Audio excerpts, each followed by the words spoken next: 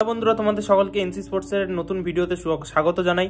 তো আজকে কিন্তু মোহনবাগান এবং হায়দ্রাবাদ এফসির মধ্যে একটা খুবই ইম্পর্টেন্ট ফিক্সচার ছিল। সেখানে কিন্তু মোহনবাগান প্রথমে 8 মিনিটের মাথায় নিজেদের একটা ভুলে, একটা ব্রেন্ডন হ্যামিলের ভুলে কিন্তু গোল খেয়ে যায় এবং তারপর কিন্তু প্রচুর চান্স ক্রিয়েট করলেও গোল করতে পারছিল না। ম্যাচের 88 মিনিটের মাথায় কিন্তু একটা ওন গোল করে ফেলে হায়দ্রাবাদ এফসি এবং তারপর একটা 92 মিনিটের মাথায় পেনাল্টি থেকে কিন্তু গোল করে মোহনবাগানকে কিন্তু জয়টা এনে দেয় দিমিত্রি পেত্রাতোস। তো সব মিলিয়ে ওভারঅল পারফরমেন্স আমার যা মনে হয়েছে, আমার কিন্তু মোটে টিমের পারফরমেন্স ভালো লাগেনি, কারণ সামনের ম্যাচটা কিন্তু ডার্বি এবং ডার্বিতে কিন্তু ইস্টবেঙ্গলের এগেনস্টে এরকম পারফরমেন্স কিন্তু মোহনবাগান সমর্থকদের নিরাশার কারণ হতে পারে।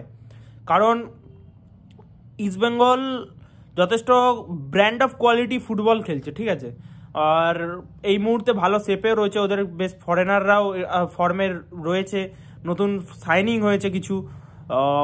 এবার আমাদের ম্যানেজমেন্টকে ভাবতে হবে, আমাদের একটা সিডিএম পজিশনে প্লেয়ার কিন্তু দরকার, প্রচুর ইম্পর্টেন্ট হয়ে গেছে, কারণ ওই পজিশনটা কিন্তু ম্যানেজ করা যাচ্ছে না। লাস্ট ম্যাচে কিন্তু অভিষেক সূর্যবংশী অনবদ্য ফুটবল খেলেছিল, এই ম্যাচেও কিন্তু গ্লেন মার্টিন সামলে দিয়েছে। দীপক টাংরি কাল অস্ট্রেলিয়ার এগেনস্টে ম্যাচটায় অসাধারণ ফুটবল খেলেছে, বাট কবে এসে টিমের সাথে জয়েন করবে সেটা দেখার বিষয়। কিন্তু আমি নেক্সট ম্যাচে এগেনস্ট ইস্টবেঙ্গল আরও আমার মনে হয় যে আমাদের মাঝমাঠটা আরও সেটেলড হতে হবে। আজকে প্রথমার্ধে যেভাবে আমরা চান্সই ক্রিয়েট করতে পারছিলাম না, কামিন্স ফার্স্ট হাফ কি বলবো, রোজই এক কথা বলতে হয়, ফার্স্ট হাফে অনেক কম লোড নিয়ে খেলতে দেখেছি, কিন্তু সেকেন্ড হাফে কিছু ক্ষেত্রে মনে হয়েছে একটুখানি পজিটিভ, বাট ইস্টবেঙ্গলের এগেনস্টে কিন্তু আরও পজিটিভ ইন্টেন্ট নিয়ে খেলতে হবে। অনেকে আবার সাদিকু আজকে কিন্তু টিমে ছিল না, কারণ আমি যতদূর শুনলাম যে সাদিকুর কিন্তু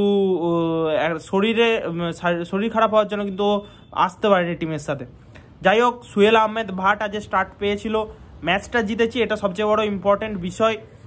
এর পরের ম্যাচ ডার্বি যথেষ্ট ইম্পর্টেন্ট, যে জিতবে সে পরের ম্যাচটা থেকে যাবে, কোয়ালিফাই করবে, পরের রাউন্ডে কোয়ালিফাই করবে। এবং এরপরে কিন্তু ম্যাচ আছে ইস্টবেঙ্গল ভার্সেস সিন্ধি ডেকান, যেটা কিন্তু যথেষ্ট ইম্পর্টেন্ট ম্যাচ হতে চলেছে। আমার মনে হয় না ইস্টবেঙ্গল এবং সিন্ধি ডেকানের ম্যাচটা খুব ইজি ম্যাচ হবে, সেখানেও কিন্তু হার্ড ফট, খুব কঠিন ম্যাচ খেলে কিন্তু ইস্টবেঙ্গলকে পয়েন্ট বার করে আনতে হবে, কারণ সিন্ধি ডেকানও কিন্তু ভালো টিম, আই লিগের ভালো টিম।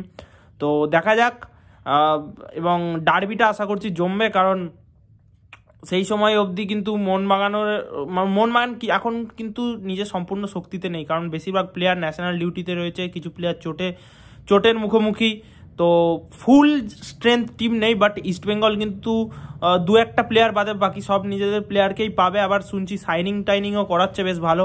তো একটা উপভোগ্য ডার্বি হবে আশা করছি। এনসি স্পোর্টসকে যারা এখনো সাবস্ক্রাইব করনি তারা সাবস্ক্রাইব করে রাখো, এবং আবারও তোমাদের জানিয়ে দিচ্ছি যে আমাদের লাইভ সেশন কিছুদিনের জন্য একটুখানি ডিলে হচ্ছে, কারণ একটুখানি টেকনিক্যাল ইস্যু হয়ে গেছে। যাই হোক, আবার যখন লাইভ সেশন হবে আমি কিন্তু পোস্ট করে জানিয়ে দেবো কবে থেকে শুরু করছি লাইভ সেশন। টিল দেন বাবাই, এবং এনসি স্পোর্টসকে সাবস্ক্রাইব করে রাখো, পাশে থাকা বেল আইকনটা প্রেস করে রাখো। ধন্যবাদ। জয় মোহনবাগান।